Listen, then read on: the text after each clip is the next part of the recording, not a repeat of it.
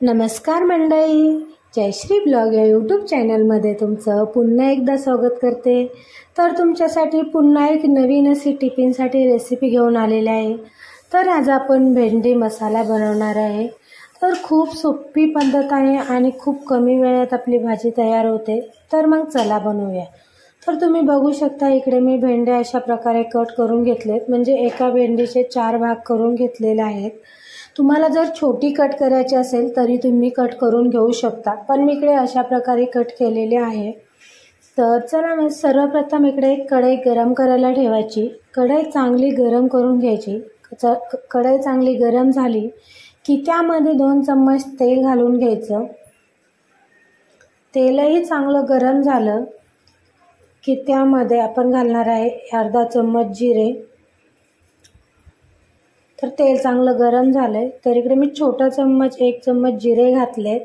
जिरे चांगले फुलले की लगेच त्यामध्ये घालायचे लसणाच्या पाकळ्या। लसूण तुम्ही उभा पण कट करू शकता, इकडे मी आडवा कट केलेला आहे। तसंच लगेच कढीपत्त्याची पाने। तुम्हाला जर हळद आत्ता घालायची असेल तरी घालू शकता किंवा नंतर घातली तरी चालेल, मी हळद नंतर घालणार आहे। तर आपला लसूण लालसर होईपर्यंत थोडंसं फ्राय करून घ्यायचं। लसणाला थोडासा सोनेरी कलर आला की लगेच आपण त्यामध्ये घालून घ्यायची भेंडी, जी आपण कट करून घेतलेली आहे। तर ती भेंडी घालून घ्यायची। तुम्ही जर भेंडी गोल चिरलेली असेल तर तुम्ही यामध्ये मिरची घालू शकता। मिरची पण तेलामध्ये चांगली फ्राय करून घ्यायची। तर इकडे मी भेंडी आता तेलामध्ये चांगली परतून घेते।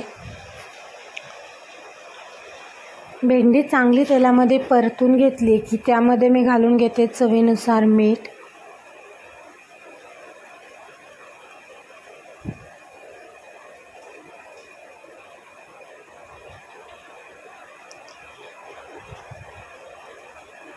तर यामध्ये मी थोडंसं मीठ घालून घेते, चवीनुसार मीठ घालायचं आणि तेही व्यवस्थित भाजीमध्ये मिक्स करून घ्यायचं।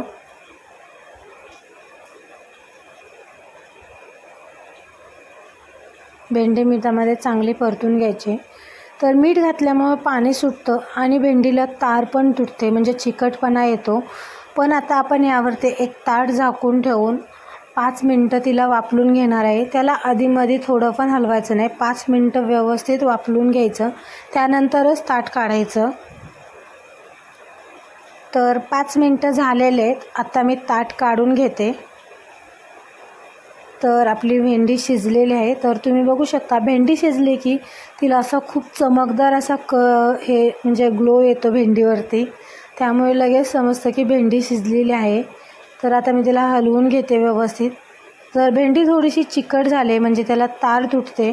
तर पण आता यामध्ये आपण मसाले घालणार आहे आणि भेंडी अजून 5 मिनिटं आपण शिजवून घेणार आहे। पण यावरती आता आपण ताट झाकणार नाही आहे, कारण न ताट झाकता 5 मिनिटं भेंडी चांगली वाफलून घेतली की त्याचा जो चिकटपणा असतो तर तो निघून जातो।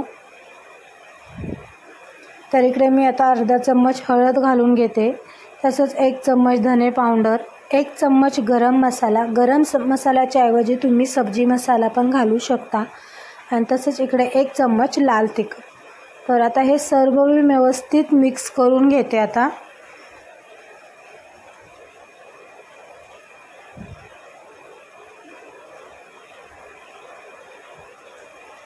भेंडीमध्ये व्यवस्थित मिक्स करून घ्यायचं। भेंडीला थोडा चिकटपणा आला आहे, पण तो चिकटपणा आपण जर 5 मिनिटं ताट न झाकता व्यवस्थित शिजवून घेतली तर चिकटपणा जातो। तर इकडे मी मस्त मिक्स करून घेतले आणि भेंडी थोडी साईडला करायची, म्हणजे भेंडी करताना कढईच्या ऐवजी तुम्ही एखाद्या पॅनमध्ये वगैरेच करा, म्हणजे भेंडी व्यवस्थित पसरवता येते। तर 5 मिनिटं मी भेंडी चांगली शिजवून घेतली। तुम्ही बघू शकता भेंडीची क्वांटिटी पण अशी कमी दिसते आणि त्याचा चिकटपणा पूर्ण गायब झालेला आहे। तुम्ही अशी पण भेंडी खाऊ शकता, पण यामध्ये मी घालून घेते 2 चम्मच शेंगदाण्याचा कूट, कारण त्यामुळे अजून भेंडी आपली सुटसुटीत होते। तर तुम्ही बघू शकता पूर्ण असा चिकटपणा भेंडीचा गेलेला आहे आणि आपली खाण्यासाठी भेंडीची भाजी रेडी झालेली आहे। कुठेच चिकटपणा तुम्हाला दिसणार नाही, पूर्ण अशी सुटसुटीत अशी भाजी होते। तर इकडे मी एका बाउलमध्ये त्याला काढून घेतले. तर भेंडीची भाजी कशी झाली हे मला नक्की कमेंटमध्ये सांगा आणि तुम्ही पण बनवून बघा. रेसिपी आवडल्यास व्हिडिओला लाईक, शेअर आणि सबस्क्राईब करायला विसरू नका.